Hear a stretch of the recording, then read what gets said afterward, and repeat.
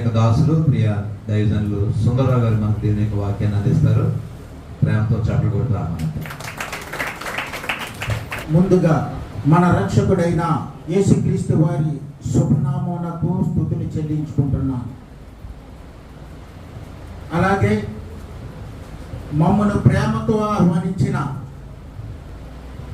అయ్య గారు పీటర్ గారికి, వారి కుటుంబమునకు, అలాగే సంఘమునకు దేవుని నామమును బట్టి వందనాలు చెల్లించుకుంటూ ఉన్నాం. యెషయా గ్రంథము 48వ అధ్యాయము 17వ వచనాన్ని మనము చదువుదాం. నీ విమోచకుడును ఇశ్రాయేలు పరిశుద్ధ దేవుడునైన యెహోవా ఎలాగున సెలవిచ్చుచున్నాడు, నీకు ప్రయోజనము కలిగినట్లు నీ దేవుడినైన యెహోవానకు నేనే నీకు ఉపదేశము చేయుదును, నీవు నడవవలసిన త్రోవను నిన్ను నడిపించుదును. ఈ వాక్యము యెషయా ప్రవక్త ఇశ్రాయేలీయుల గురించి రాసిన వాక్యము. ఆయన అంటున్నాడు, ఆయన మీ విమోచకుడు. మన దేవుడు ఎవరండి? విమోచకుడు. ఈ విమోచకుడు ఏమని చెప్తున్నాడట? నీకు ప్రయోజనము కలిగినట్లు నేను నీకు ఉపదేశము చేయదను. ఈరోజు మన టాపిక్ ఏమిటంటే, నీకు ప్రయోజనము కలిగినట్లు నేను నీకు ఉపదేశము చేయదను. దేవుడే మనకు ఉపదేశం చేస్తానంటున్నాడు. మనకి ఎవరి ద్వారానైనా ఏదైనా మాట సహాయం కావాలంటే, ఆలోచన కావాలంటే, మన బంధువుల దగ్గరకో, స్నేహితుల దగ్గరకో, తెలిసిన వారి దగ్గరకో, మరొకరు ఎవరో ఒకరి దగ్గరికి వెళ్ళి మన బాధను, మన వేదను, మన వ్యధను అంతలో చెప్పుకుంటూ ఉంటుంటాం. అయ్యా, నా పరిస్థితి ఇలాగుంది, ఏదో ఒకటి ఏం చేయాలో నాకు కాస్త చెప్పవా, కాస్త నాకు దారి చూపవా అని అడుగుతూ ఉంటుంటాం. మానవ జ్ఞానము పరిమితమైనది. మానవ జ్ఞానము కొంచెము వరకే నిన్ను నడిపించగలిగి ఉంటుంది. మానవుని యొక్క ఆలోచన నిన్ను అన్నిటిలో నుండి పరిపూర్ణంగా ఇడిపించలేనిది. అది భూ సంబంధమైన ఆలోచన. అయితే నిన్ను సృష్టించిన నీ సృష్టికర్త దగ్గరికి నువ్వు వెళితే, ఆయన ఉపదేశము వింటే, ఆయన చెప్పిన మాటలు వింటే, నీ జీవితం ఏమవుతుందంటే అద్భుతమైన ఆశీర్వాదములోకి వచ్చేస్తుంది. దేవునికి స్తోత్రం. అద్భుతమైన ఆశీర్వాదములోకి వచ్చేస్తుంది.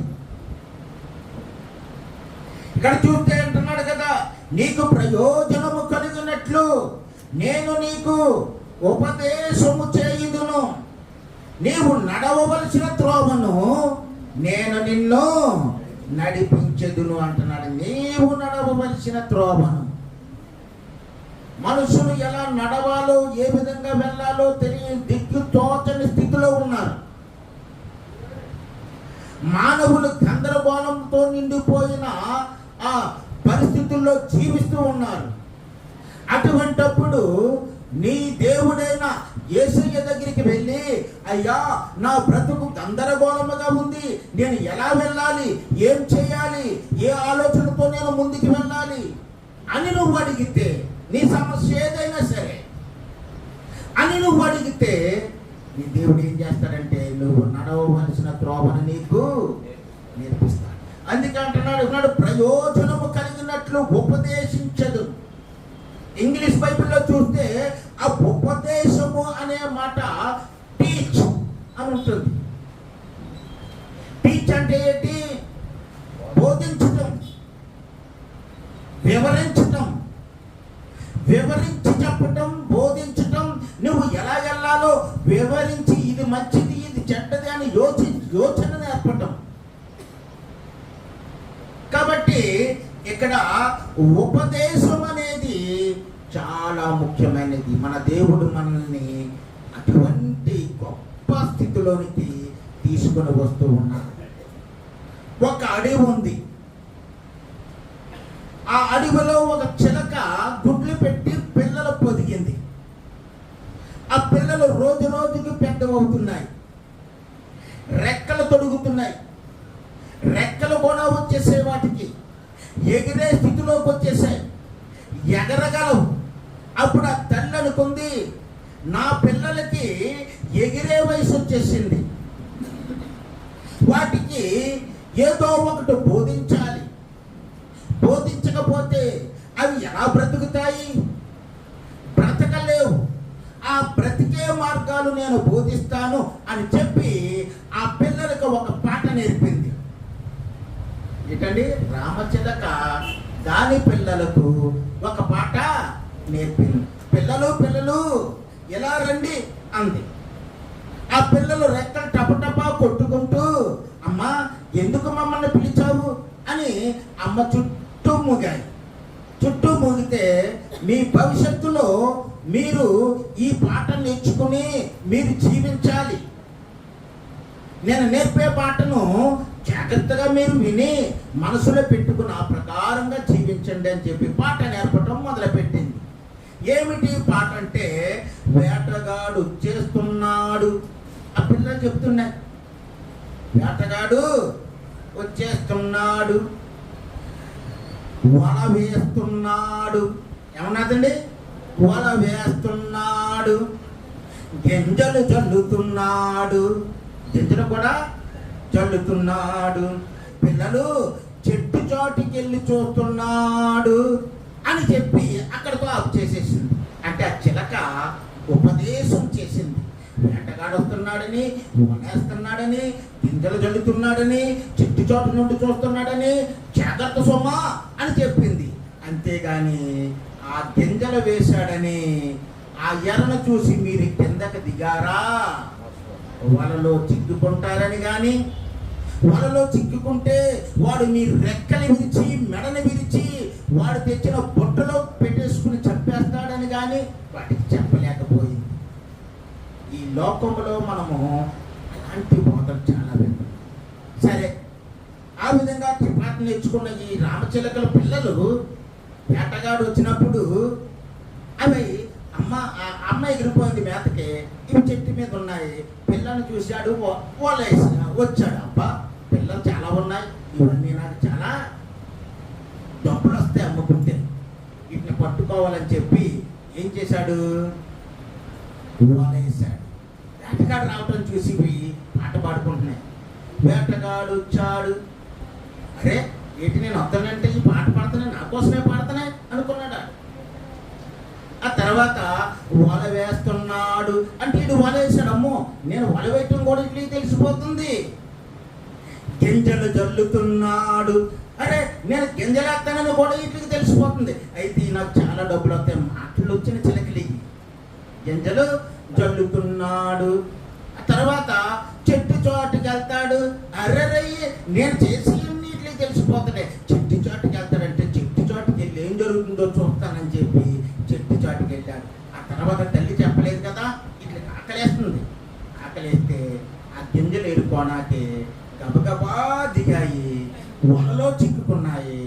వేటగాడు వచ్చాడు, వాటిని రెక్కలు విరిచాడు, మెడని విరిచాడు, బుట్టగా పెట్టి బుట్టలో వేసుకుని హాయిగా పోయాడు. ఉపదేశము సరైనది కాకపోతే, అది దేవుని యొద్ద నుండి బోధ కాకపోతే మన జీవితాలు ఏమైపోతాయంటే ఈ చిలక పిల్లల వలె అయిపోతాయి. ఈ లోకములో ఎంతో మంది రకరకాల మూఢత్వపు ఆ టీచింగ్స్ చెప్పేస్తున్నారండి. పలానా చోటకెళ్తే నీకు జన్మలకి చేసిన పాపాలన్నీ ఆ ఒక్కరోజే పోతాయి అన్నారు. పోతాయా? Wrong teaching. అదేంటది? Wrong teaching. అప్పుడప్పుడు మనము యూట్యూబ్లో చూస్తున్నప్పుడు ఈ గురువారం నాడు ఈ పాట వింటే నీ బ్రతుకులో ఈ రోజు ఎప్పుడు చూడనంత గొప్ప ఏం చేసేట లాభం వచ్చి పడిపోద్దట. నువ్వు ఆ పాట 100 సార్లు విన్నా నీ డేటా అయిపోద్ది, కానీ లాభం మాత్రం రా. టీచింగ్స్ అన్ని దరిద్రంగా ఉన్నాయి. మరి ఆ బోధ ఉపదేశం ఎవరిది ఉండాలంటే దేవుని దగ్గర నుండి వచ్చినదై ఉండాలి. అదే మనకి జీవము ఇస్తుంది. ఇందాక తల్లిలు పాడారు పాట, నీ మాట జీవము గలదయ్యా యేసయ్యా, నీ మాట సత్యము గలదయ్యా. ఆ సత్యము గల మాట, ఆ జీవము గల మాట మనకి బోధకుడిచ్చాడు, మన యేసయ్య ఇచ్చాడు. ఆ బోధ ద్వారా, ఆ మాటల ద్వారా దేవుడు మనల్ని నడిపిస్తూ ఉన్నాడు. ఆయన మార్గంలో ఉండటమే నువ్వు చేయవలసిన పని. భక్తులు చేశారు. 119వ కీర్తన 100వ వచనమును ఒకసారి మనము చూసినట్లయితే, ఈ కీర్తన ఎవరు రాశారో అక్కడ రాయబడలేదు, కానీ అనేక మంది బైబిల్ పండితులు, వ్యాఖ్యానకర్తలు ఇది దావీదు మహాశయుడు రాశారు అని ఎక్కువ మంది చెబుతూ ఉన్నారు. చదవండి. నీ ఉపదేశములను నేను లక్ష్యము చేయుచూ ఉన్నాను, కావున వృద్ధుల కంటే నాకు విశేష జ్ఞానము కలదు. ఈ భక్తుడు చేస్తున్న పని ఒకటే, ప్రభువా నువ్వు నాకు వాక్యమునిచ్చావు కదా, నువ్వు నాకు సేవకుల ద్వారా బోధిస్తున్నావు కదా, మా పాస్టర్ గారి ద్వారా ప్రతి వారము కూడా నా హృదయాన్ని నింపుతున్నావు కదా, వాటి మీద నేను లక్ష్యము ఉంచుతున్నాను. ఎవరైతే వాక్యం మీద లక్ష్యం ఉంచుతారో, ఎవరైతే దేవుని మాటను హృదయంలో పెట్టుకుంటారో, ఆ పెట్టుకున్న వేరట అక్కడ వాక్యం ఏమని చెబుతుందంటే, వృద్ధుల కంటే నాకు విశేష జ్ఞానము కలదు. అంటే అనుభవము సంపాదించిన పెద్దవారి కంటే, వాక్యము విన్న, వాక్యం ప్రకారముగా నడుచుకున్న వారికి దేవుని యొక్క జ్ఞానము విశేషముగా కలుగుతుంది. అటువంటి విశేషమైన జ్ఞానము మన దేవుని వల్ల మనకి వస్తుంది. అదే అధ్యాయం 4వ వచనం చూడమ్మా. అదే నీ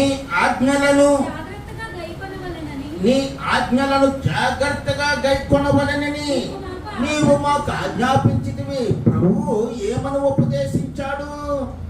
దేవుడు నీకు ఇచ్చిన ఉపదేశం ఏమిటి? ఉపదేశం ఏమిటంటే ఆజ్ఞలు. ఆ ఉపదేశం ఏంటంటే ఆజ్ఞలు. మనకు ఆజ్ఞలు ఇచ్చాడు. నేను తప్ప వేరొక దేవుడు, నరహత్య చేయకూడదు, దొంగిలించవద్దు, నీ పొరుగు వాడిని ఆశించవద్దు, వ్యభిచరించవద్దు, ఆజ్ఞలు ఇచ్చాడు మనకి. నీ ఆజ్ఞలు ఏం చేస్తున్నాడు అక్కడ? గైకొనవలెనని నీవు మాకు ఆజ్ఞాపించి ఉన్నావు, అనగా ఉపదేశించి ఉన్నావు. ప్రభువా నీ ఉపదేశములు ఎంత గొప్పవయ్యా.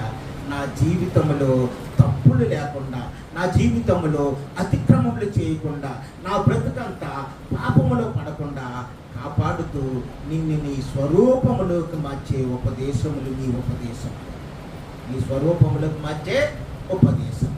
అందుకే కాబట్టి ఈ ఉపదేశములు మనం వింటూ ఉన్నాం. వారం వెంబడి వారం అనేకమైన నియామక దినాలలో అయ్యగారు ఎన్నో వాక్యములు మీకు చెబుతున్నారు, వివరిస్తున్నారు, బోధిస్తున్నారు, ఉపదేశిస్తున్నారు. ఎందరో వాక్యం వింటున్నారు. చాలామంది వాక్యం విని వారి జీవితాన్ని సరిదిద్దుకుంటారు. కానీ కొందరు ఉన్నారు చూశారు, వారు వాక్యం వింటారు కానీ వారు వారి జీవితాన్ని సరిదిద్దుకోలేరు. వాక్యం వింటారు, వారి జీవితాన్ని బాగు చేసుకోలేరు.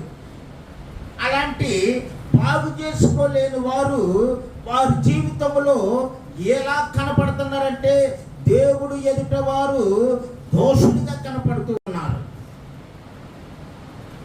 దోషులుగా కనపడి వారు దేవుని యొక్క ఉద్దేశాన్ని సఫలపరచక ఆయన మనసును గాయపరుస్తూ ఉన్నారు. అందుకే అపోస్తులుడైన పౌలు హెబ్రీయులకు రాసిన పత్రిక 4వ అధ్యాయము 2వ వచనములో వారికి ప్రకటించబడినట్లు మనకును సువార్త ప్రకటించబడిన, కానీ వారు వినిన వారితో విశ్వాసము గలవారే కలిసి ఉండలేదు గనుక విన్న వాక్యము వారికి నిష్ప్రయోజనమైనది. దేవుని మాట ప్రయోజనకరమైనది. దేవుని యొక్క మాట ప్రయోజనకరమైనది. భక్తుడు రాసిన ఈ మాటను బట్టి చూస్తే సువార్త వారికి ప్రకటించబడుతుంది. మనందరికీ సువార్త పాస్టర్ గారు ఒకేలాగా చెప్తున్నారు కదండి. దేవుని మాటలు ఒకేలాగా చెప్తున్నారు కదండి. కొందరు హృదయాల్లో ఆ మాటలు ఫలిస్తున్నాయి, కొందరు హృదయాల్లో ఆ మాటలు నిష్ప్రయోజనం అవుతున్నాయి. ఏమవుతున్నాయి? నిష్ప్రయోజనం అవుతున్నాయి. మన హృదయము ప్రభువుకు దూరముగా ఉందంటే, మన హృదయము లోకములో పడిపోయిందంటే, మన ఆశలు లోకం చుట్టూ తిరుగుతున్నాయంటే మనము ప్రభువుకు దూరముగానే వెళ్ళిపోతూ ఉంటాం. యేసుక్రీస్తు వారిని ఎప్పుడు కూడా శాస్త్రులు పరిసయ్యులు ఎక్కడ దొరుకుతాడు, ఎలా దొరుకుతాడు అని ఆయన్ని వెంటాడుతూ తప్పులు పట్టుకోవాలని ఆ పక్కనే నడుస్తూ కనిపెట్టి చూస్తూ ఉండేవారట. ఇంటి మీద ప్రాబ్లం అంటే ఆ శిష్యులు చేతులు కడుగుకోకుండా బిగించేస్తున్నారట. అప్పుడు ప్రభు ఏమన్నారో చూడండి. అక్కడ మత్తయి సువార్త 7వ అధ్యాయము 6-7 వచనాలు అక్కడ కలిసి ఉంటుంది. అందుకాయన వారితో ఎలాగో చెప్పాను.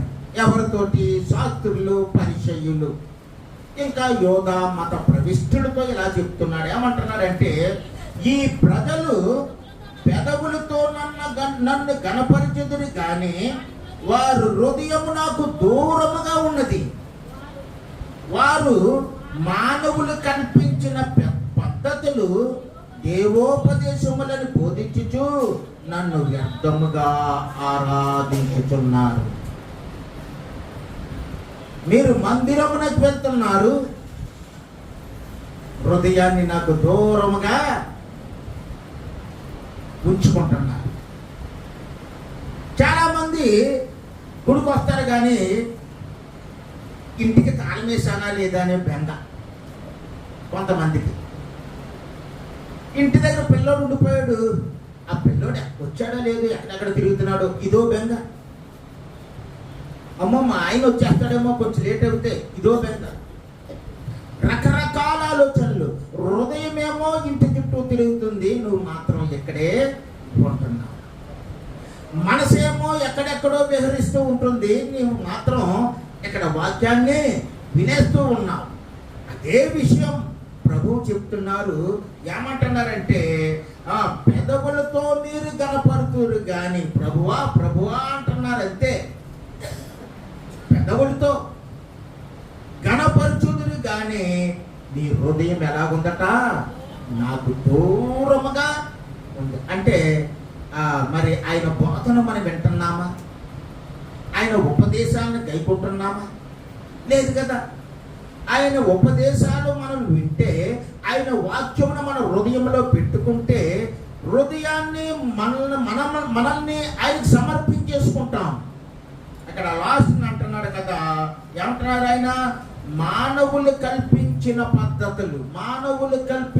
పద్ధతులు దేవోపదేశములని బోధించుచు నన్ను వ్యర్థముగా ఆరాధిస్తున్నారు. ప్రియమైన సంగమా, మన దేవుడు సజీవుడైన దేవుడిని నువ్వు ఎలా ఆరాధించాలంటే ఆత్మతోనూ సత్యముతోనూ ఆరాధించాలి. అంతేకాని హృదయము వేరు చాటుంచి కేవలము పెదవులతో ఆరాధిస్తే ఆ ఆరాధన దేవుడికి ఇంపైన ఆరాధన కానే కాదు. కాబట్టి మనము మరి దేవుణ్ణి సమీపించాలంటే ఆయన ఉపదేశాలు చక్కగా వినాలి, ఆయన వాక్యము వినాలి. ఆయన వాక్యము మన జీవితాన్ని మార్చేస్తూ ఉంది. ఆయన వాక్యము మన బ్రతుకుల్లో ఉన్న వెలుగుని తీసేస్తూ ఉంది, చీకటిని వెలుగుగా మార్చేస్తుంది. నీ బ్రతుకులో ఎక్కడైనా చీకటి ఉంటే దేవుని వాక్కు నీలోనికి రానిస్తే ఆ చీకటి వెలుగుగా మారిపోతూ ఉంది. నీ జీవితంలో ఏదైనా వ్యాధి, ఏదైనా రోగము, ఏదైనా బాధతో నువ్వు విలవల్లాడుతూ ఉంటే హృదయపూర్వకంగా ప్రభువా వాక్యమున్న దేవా, స్వస్థపరుస్తానని వాగ్దానం ఇచ్చిన దేవా, నీ వాక్యముని నేను నమ్ముతున్నాను అని నువ్వు దేవుణ్ణి ఆహ్వానిస్తే ఆ వాక్యము, ఆ బోధ, ఆ ఉపదేశము నీలోనికి వస్తే వెంటనే నీకు స్వస్థత కలుగుతుంది. కాబట్టి ప్రియమైన విశ్వాసి, దేవుడు వాక్యము సజీవమైనది.